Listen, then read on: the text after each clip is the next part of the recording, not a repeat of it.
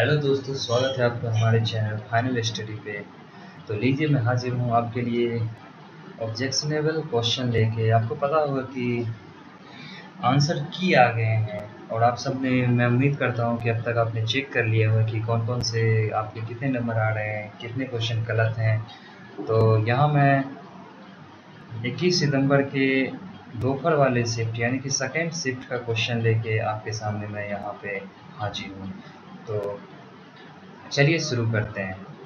तो यहाँ पे हम 21 सितंबर के क्वेश्चन को, जैसे कि आपने अब तक अपना मिला लिया होगा कि कितना क्या सही हो रहा है। आपको जहाँ तक पता होगा कि अगर मैं नीचे स्लाइड को स्क्रॉल करूँ तो यहाँ पे आप देख पा रहे होंगे कि 50 नंबर वाले सेक्शन में 10 और 41 का रॉन्ग ऑप्शन दिया गया है। तो यहाँ पे आपको एडिशनल 2 नंबर यहाँ पे मिल जाते हैं। ये 50 नंबर वाले की मैं बात कर रहा हूँ।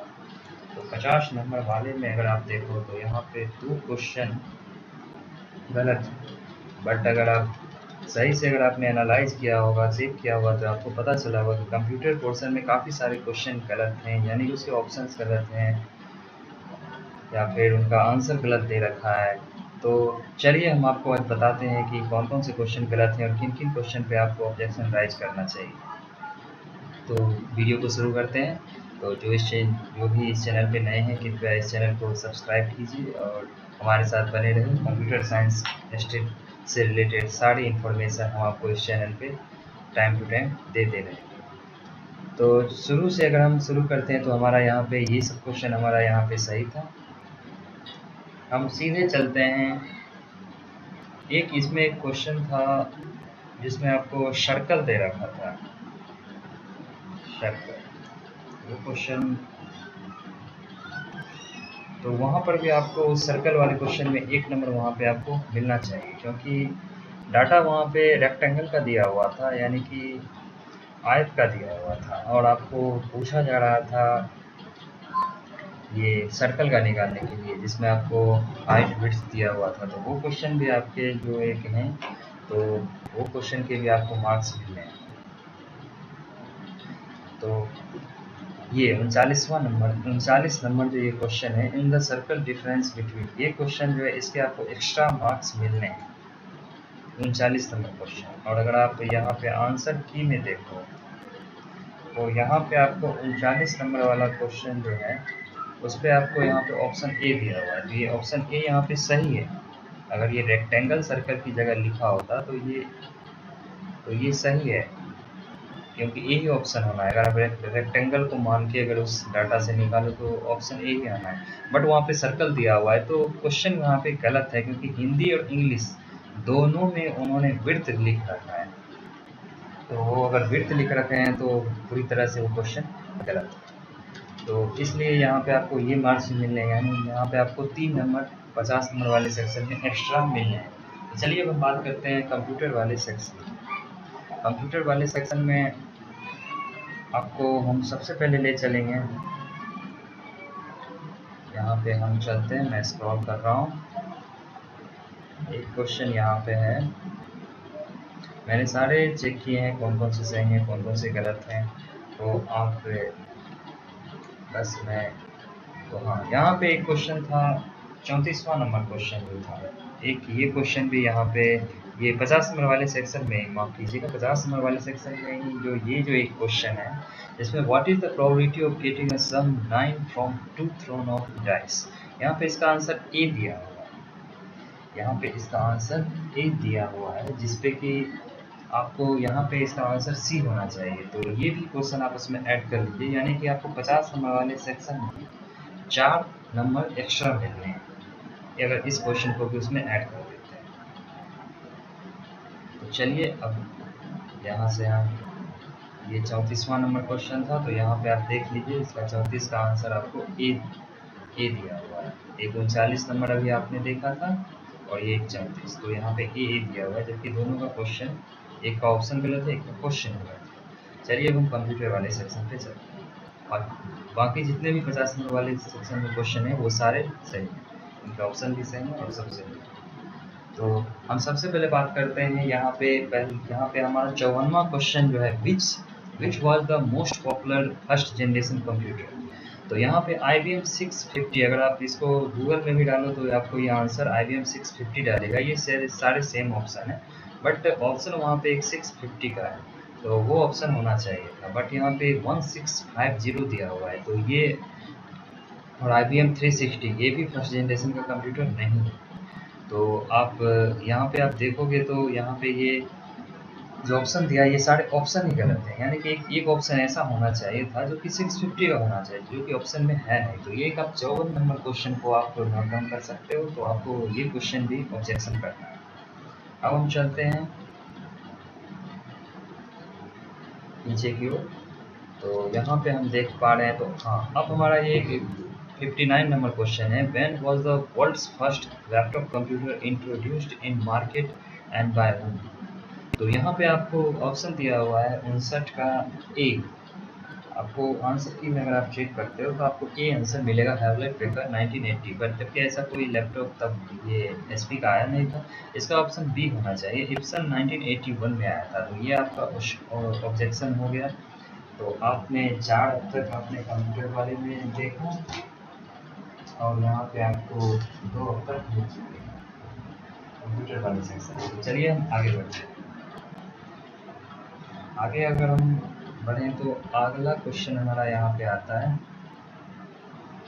यहाँ पे आपको हाँ, एन इंटीग्रेटेड सर्किट इज, यहाँ पे आपको ऑप्शन में दिया हुआ ए कॉम्प्लिकेटेड सर्किट, बट इसका एक्चुअल जो यहाँ पे आंसर होना चाहिए वो होना चाहिए fabricated on tiny silicon chip. तो यहाँ पे इसका ऑप्शन डी होना चाहिए, जबकि अगर आप आंसर की में चेक करो तो इसका ऑप्शन ए दिया हुआ है। तो आपको एक 67 नंबर क्वेश्चन भी नोट डाउन करना है। चलिए अब हम आगे बढ़ते हैं। अब अगर हम बात करें तो ये जो हमारा यहाँ पे क्वेश्चन है, you can select single range of cells by, ये जो यहाँ हमारा क्वेश्चन है, ये यहाँ पे आपको 91 क्वेश्चन है। 91 क्वेश्चन नंबर जो है यहाँ पे आपको ऑप्शन सी दिया हुआ है, प्रेसिंग शिफ्ट की एंड एरो की। तो आप सिंगल रेंज को कैसे सिलेक्ट करते हो, बट यहाँ पे इसका ऑप्शन बी होना चाहिए, प्रेसिंग द कंट्रोल की while dragging over the desired. तो यहाँ पे ऑप्शन इसका बी होना चाहिए, यानी कि क्वेश्चन नंबर 91 की मैं बात कर रहा हूँ। तो यहाँ पे इसका ऑप्शन बी होना चाहिए। चलिए अब हम आगे बढ़ते हैं।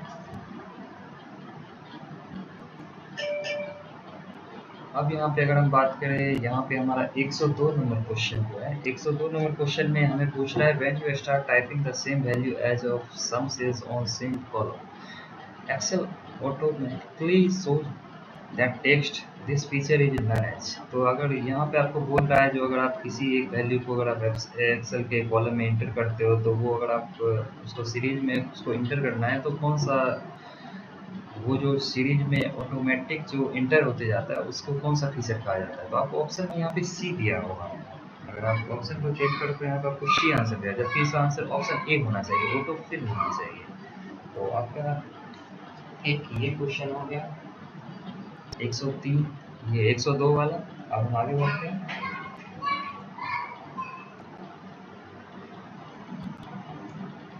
यहाँ पे 109 पे अगर हम आए तो यहाँ पे एक हमारा क्वेश्चन है to default font size in work Excel worksheet reach. तो यहाँ पे इसका ऑप्शन डी होना चाहिए, none of the above, but यहाँ पे आपको ऑप्शन इसका ए मिलेगा 10। तो यहाँ पे बाय डिफॉल्ट एक्सेल में 11 होते हैं पॉइंट्स। तो आप यहाँ पे ऑप्शन ए नहीं, इसका ऑप्शन डी होना चाहिए। और इसका जस्ट अगला क्वेश्चन भी अगर आप बात करो, the default font used in Excel is, तो इसका एरियल यहाँ पे आंसर दिया हुआ है, बट कैलिब्री इसका बाय डिफॉल्ट होता है। तो इसका ऑप्शन डी होना चाहिए। अगर हम आगे बढ़े तो ये सारे क्वेश्चन सही हैं। अब हम नीचे चल रहे हैं तो आपको ये सारे क्वेश्चन, अब हम इस क्वेश्चन पे आते हैं 119 पे। What is the term used when you press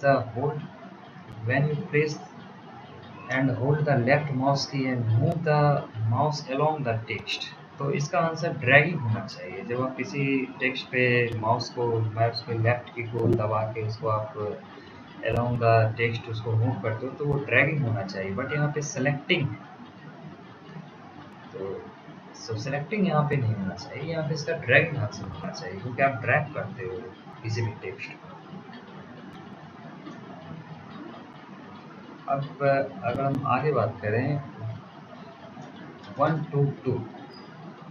122 में यहाँ पे नॉन प्रोसीड्यूरल लैंग्वेज पूछा गया है। तो यहाँ पे अगर आप जावा, C++ और सी इन सब की बात करो और यहाँ पे एसक्यूएल, तो इसका जो मोस्ट प्रोबेबल आंसर होना चाहिए वो एसक्यूएल इसका होना चाहिए, क्योंकि एसक्यूएल नॉन प्रोसीड्यूरल लैंग्वेज है। जावा, C++ ये सारे प्रोसीड्यूरल लैंग्वेज। अगर हम आगे बात करें तो यहाँ पे आपने देख लिया ये हमारा 122। अब यहाँ पे 124 क्वेश्चन, ये तो एक बहुत बड़ा मिस्टेक है क्वेश्चन में। आप logical addition is done by dash which operator या डैश ऑपरेटर, तो यहाँ पे इसका ऑप्शन ए दिया हुआ है। 124 का अगर आप चेक करोगे तो ऑप्शन ए दिया हुआ है, जबकि ये पूरी आप समझ सकते हो। और आपने थोड़ा भी कंप्यूटर पढ़ा होगा तो इसका आंसर ओ और होना चाहिए। यहाँ पे और में हम एडिशन फंक्शन को डिस्क्राइब करते हैं या डिफाइन करते हैं। अगर हम आगे बढ़े तो यहाँ पे एक हमारा क्वेश्चन यहाँ पे है, जो कि ये क्वेश्चन, हाँ, ये एक 149 क्वेश्चन है। Computer that request the resources और data from other computer is called dash computer. तो यहाँ पे क्वेश्चन कर रहा है कंप्यूटर अगर किसी के अपनी रिक्वेस्ट किसी दूसरे कंप्यूटर को सेंड करता है किसी रिसोर्स या डाटा के लिए, तो जो कंप्यूटर अब रिक्वेस्ट सेंड कर रहा है वो क्या कहलाएगा? तो वो यहाँ पे क्लाइंट कहलाएगा, बट यहाँ पे ऑप्शन दिया हुआ है सर्वर, तो यहाँ पे क्लाइंट कंप्यूटर ऑप्शन होना चाहिए। तो आपने देखा कि यहाँ पे काफ़ी सारे क्वेश्चन आपको गलत मिले हैं, जिसमें कि अगर आप कंप्यूटर की बात करें तो यहाँ पे अगर आपने ऐड किए होंगे तो 12 क्वेश्चन ऐसे हैं कंप्यूटर में जो कि आपको निकल के आ रहे हैं, जो कि कहीं से गलत, कुछ के ऑप्शन गलत दिए हुए हैं, कुछ के काफ़ी सारे ऑप्शन गलत हैं, तो किसी का आंसर गलत दिया हुआ है। तो 12 क्वेश्चन आपको कंप्यूटर में ऐसे मिल रहे हैं जो कि आपके ऑब्जेक्शनेबल क्वेश्चन है, और 4 क्वेश्चन आपको 50 नंबर में मिल रहे हैं। तो 12 4 16 क्वेश्चन, ये एक बहुत बड़ा नंबर है। 16 नंबर बहुत बड़ा नंबर है। यहाँ पे एक नंबर से कट ऑफ बहुत आगे पीछे हो जा रहा है, तो आपको 16 नंबर का यहाँ पे जो एक गलत क्वेश्चन डाले गए हैं बिहार बोर्ड की तरफ से, ये एक बहुत ही चिंता का विषय है। तो आपको ऑब्जेक्शन करना चाहिए। आपको पता है कि बिहार बोर्ड online.com पे जाके ऑब्जेक्शन को राइज करना है। वेबसाइट में प्रॉब्लम आ रही है, बट आप ट्राई करते रहे, वेबसाइट जरूर खुलेगा। पिछली बार भी आपने देखा था कि थोड़ा लेट जाके खुला था, बट खुल रहा था। तो 5 तारीख तक ऑब्जेक्शन को राइज करने के लिए बोला गया। अगर वेबसाइट नहीं भी खुलता है तो उस 5 डेट को आगे बढ़ाया जाएगा, जैसा कि पिछली बार भी बढ़ाया गया था। तो आप ऑब्जेक्शन राइज कीजिए इन सारे क्वेश्चन पे। और आपको अगर लगता है कि और किसी क्वेश्चन में कोई प्रॉब्लम है तो हमारे कमेंट सेक्शन में बताएं, और अपना मार्क्स जरूर लिखें कि आपके कितने आ रहे हैं। और अगर आपको किसी और क्वेश्चन में कोई प्रॉब्लम लग रहा है तो आप मुझसे शेयर करें। और इस चैनल पे नए हैं तो इस चैनल को सब्सक्राइब कर दें, क्योंकि हम और भी सारे शिफ्ट के जो ऑब्जेक्शनेबल क्वेश्चन है वो सब अभी हम लेके आएंगे और आपको बताएंगे कि कैसे क्या ऑब्जेक्शन करना है। तो मैं आपको ऑब्जेक्शन करके भी, अगर आप चाहते हैं कि कैसे ऑब्जेक्शन करना है, तो वो भी मैं आपको बताऊंगा। बट आप ऑब्जेक्शन करने में एक चीज़ अगर आप ध्यान रखिएगा, अगर आपको पता है कि ऑब्जेक्शन कैसे करना है, तो आपको रेफरेंस सही देना है। रेफरेंस किसी वेबसाइट का दीजिए, सीधे कॉपी पेस्ट उसको करिए, वेबसाइट को सर्च बार वाले सेक्शन से कॉपी कीजिए और उसको सीधे पेस्ट कर दीजिए। तो अगर आप किसी बुक को भी अगर आप रेफरेंस देते हो तो बुक का पेज नंबर, पहले आप बुक का नाम, बुक के राइटर का नाम और पेज नंबर वो भी आपको डालना, और बुक किस पब्लिकेशन का है ये भी आपको मेंशन करना है। तो आप इन सब सारी बातों का ध्यान रखिए और आप ऑब्जेक्शन करिए। तब तक के लिए मैं आपसे ये विदा लेता हूँ। Thank you.